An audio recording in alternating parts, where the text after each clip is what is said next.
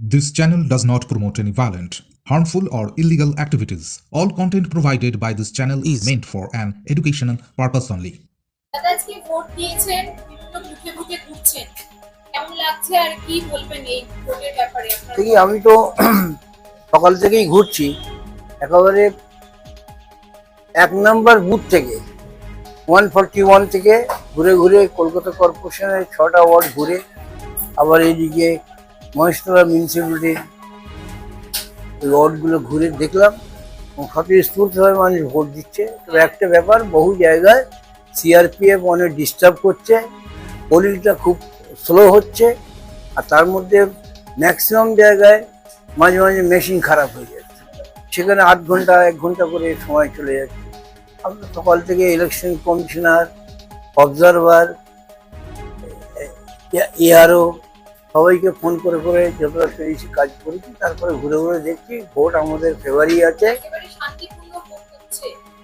শান্তিপূর্ণ তো বলতে পারবো না, এমনি মারামারি হয়নি, কিন্তু সিআরপিএফ এর যে একটা জুলুম, সিআরপিএফ যেটা মানুষের উপরে এ করছে, দুটো দাঁড়াতে দিচ্ছে না, যেতে দিচ্ছে না, এইভাবে হ্যারাসমেন্ট করছে। সব বুথে প্রথম মানুষের ভিড় করবেন এই দিন। হ্যাঁ, সব বুথে প্রথম মানুষের ভিড়, মানুষ সুষ্ঠুভাবে ভোট দিচ্ছে। এখনো অন্তত অন্তত শত শত লোক দাঁড়িয়ে আছে বুথে। পোলিং খুব স্লো হচ্ছে, সেই জন্য সময় বেশি যাচ্ছে, এই গরমে তাদের খুবই কষ্ট হচ্ছে, কিন্তু মানুষ এখনো ধৈর্য ধরে দাঁড়িয়ে আছে। তারা তৃণমূল কংগ্রেসের পক্ষে ভোট দেবে এবং দিচ্ছেও। এটা 137 নম্বর ওয়ার্ডে দেখা যাচ্ছে একজন মহিলাকে মারা হয়েছে। বাড়ি থেকে 137 নম্বর ওয়ার্ডে এটা ঘটেছে। আমরা ডিসি কোর্টকে আমরা বলেছি, আমরা পুলিশ কমিশনারকেও বলেছি। এখন ওরা ইলেকশন কমিশন তো জোর জবরদস্তি করে গায়ের জোরে ইলেকশন করছে, সেই হিসাবে যেটা ওদের করা স্বাভাবিক সেইটি ওরা করছে। আমরা তার প্রতিবাদ করেছি এবং তাকে প্রোটেকশন দেওয়ার চেষ্টা করি। আপনার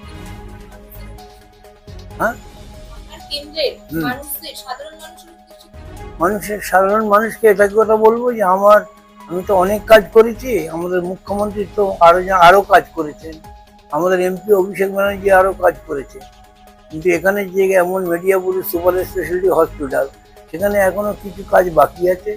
আমি নির্বাচিত হলে সেই কাজটা করব। আরো অন্যান্য কাজ আছে, ফেরি সার্ভিস রাজাভবন থেকে ওরা চালু হবে, সেটাও আমরা করবো। এইভাবে আমরা কাজ করবো। কত সংখ্যক ভোট পেয়ে জিতবেন আশাবাদী? কত সংখ্যক ভোট পেয়ে জিতবেন আশাবাদী? আমার তো মনে হয় আমরা কাস্টিং ভোটের 85% আমরা পাবো তৃণমূল কংগ্রেস, এবং আমরা বিজয়ী হব। এখন আমাদের মার্জিনটা কতটা কি হবে, এসআইএমসি ফর্ম এলে আমরা বুঝতে পারবো। এসআইআর এর ফলে কি কোনো এফেক্ট পড়বে বলে মনে হয়? হ্যাঁ, এসআইআর এর ফলে ভোট বাক্সে কোনো এফেক্ট পড়বে বলে মনে হয়? না, এসআইআর এর ফলে এফেক্ট পড়েছে, সাধারণ মানুষের মধ্যে ভোট দেওয়ার টেন্ডেন্সি আছে। তারা জানে তাদের যতটুকু নাম আছে, এখন যদি ভোট না দেয় পরবর্তীতে তাদের ভোটটা কেটে যাবে, সেই জন্য তারা আরো বেশি করে ভোট দিচ্ছে। আগে যেমন 65-70 হতো, এখন যে দেখা যাচ্ছে 95% ভোট কাস্টিং হবে বা হচ্ছে। এখন পর্যন্ত 80% ভোট হয়েছে। কেমন মানে ভোট কেমন ভোট একদম শান্তিপূর্ণ হয়েছে, আর আমাদের আশা আছে এখানে তৃণমূলই লিড করবে। আপনি এমনিতে ভিজিট করছেন, সাধারণ মানুষ করবে। সাধারণ মানুষ যে এখানে আছে ওর মধ্যে এক উৎসাহ আছে কি ভোট এবার দেব। এসআইআর জন্য একজন নাম কাটা গেছে, এনে কি আমরা মুসলিমদের নাম কাটা গেছে, এখানে আমাদের যে হিন্দু ভোটার আছে ওদের भी নাম কাটা গেছে, এই জন্য এবার ভোট পার্সেন্টেজ ज्यादा হচ্ছে। এসআইআর এর ফলে কি কোনো প্রবলেম হয়েছে আপনার এলাকায়? নাম তো বাদ গেছে বলছে। নাম বাদ গেছে, লেকিন যে যার নাম আছে ও দেখছে যত পার্সেন্ট মানে ভোট দিলে আমাদের আগে সেফটি থাকবে, এই জন্য ভোট পার্সেন্টেজ ज्यादा আছে। আপনি শুনেছেন কোনো কোনো জায়গায় গোলমাল হয়েছে? পুলিশ করেছে, पुलिस मार मार मेरे के पुलिस मारा। ये जो बड़ा बाबू आया हुआ है बिहार से, बिहारी है जो बड़ा बाबू, वो बांग्ला बोलने वाले लोग को मार रहा है। इलेक्शन हो जाए 4 तारीख को, उसके बाद इसको तो जाना होगा। बड़ा बाबू बहुत जुल्म किया इलेक्शन तक।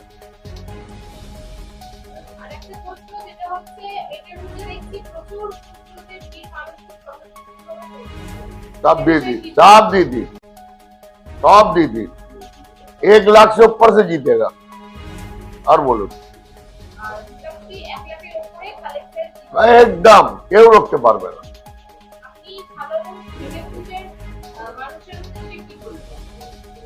আমি মানুষের উদ্দেশ্যে এরকম বলবো কি মানুষ অনেক খেটেছে দিদির জন্য, অনেক রাজনীতি করেছে। মহিলার জন্য বলবো যে আমার মা বহন আছে, উনি বাড়ি বাড়ি গিয়ে যে প্রচার করেছে, মেহনত করেছে দিদির জন্য, সব জান दे के खटा। जो अमित शाह का भाषा था, ए दीदी এরকম ভাষা है। तो हमारा चीफ मिनिस्टर ममता बनर्जी वो खाली हम बंगाली ब्राह्मण का चीफ मिनिस्टर थोड़ी है। दीदी पूरा दुनिया का नहीं, पूरा हिंदुस्तान का चीफ मिनिस्टर है। ऐसा प्राइम मिनिस्टर होना चाहिए उसको, जो काम उसने किया बंगाल के लोगों। अब बाहर से आ गए है दीदी धमकाना चमकाना। जहांगीर खान क्या क्या हुआ? यूपी का आईपीएस ऑफिसर आके घर में जाकर उसका बाल बच्चों को डरा रहा। संगम और क्या बोला था पुष्पा, झुकेगा नहीं, है ना? वही दीदी है, झुकेगा नहीं, रुकेगा नहीं, कदम आगे बढ़ता चला जाएगा। कोई नहीं झुका सकता दीदी को।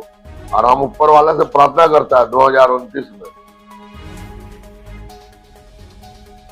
ज्योति बाबू को मौका मिला था प्रधानमंत्री बनने का, उनका पार्टी में 1 वोट में हार गया वो, करा तो उनको वोट नहीं दिया पोलिट ब्यूरो में, ठीक है ना?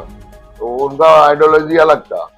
लेकिन ये 2029 में ऊपर वाले से दुआ करता है, भगवान से दुआ करता है, प्रभु राम से दुआ करता है, जितने ईश्वर हैं सबसे दुआ करता है कि दीदी को हम लोग 2029 में प्रधानमंत्री देखना चाहते हैं। 230 अब आप 230 जैसा लग रहा, 230 से कम नहीं होना चाहिए। अपना को बोले ভালো কম বুঝে সোশ্যাল মিডিয়াতে এগুলো না না না শুনুন না, খালি সাহেব কতবার এমএলএ আছে, মানুষ এমনি ভোট দিয়েছে, কিছু করেনি তো, এমনি ভোট দিয়েছে ওনাকে। 4 বার হচ্ছে, কতবার কাউন্সিলর ছিল, মানুষ এমনি ভোট দিচ্ছে ওনাকে, কিছু করেনি। मडियाबुज कॉलेज, मडियाबुज हॉस्पिटल, सरकारी काम में तो फंड का जरूरत होता है। फंड जैसा मिलेगा है कि मिले, हर कोई का फंड होता है, कोटा होता है, एमपी का कोटा होता है, काउंसिलर का फंड होता है, उस हिसाब से एरिया में काम होता है। 1.5 सवेर तो होता है। हम भी रहा 20 साल काउंसिलर, हमको मालूम है। उस जमाने में हम लोग को भाड़ा এবারে সরকার আসলে যে যে কাজ বাকি আছে এখানে একটু कोशिश করবো আমরা সব মিলে। गरीब बच्चे लोग जो गरीब है, गरीब नीचे तबके के लोग, जो छोटे गरीब दलित और तमाम जाति के गरीब बच्चे, उनके लिए एक तो हाई एजुकेशन इंग्लिश मीडियम का स्कूल मडियाबुज में फ्री कोर्स गवर्नमेंट को करना चाहिए।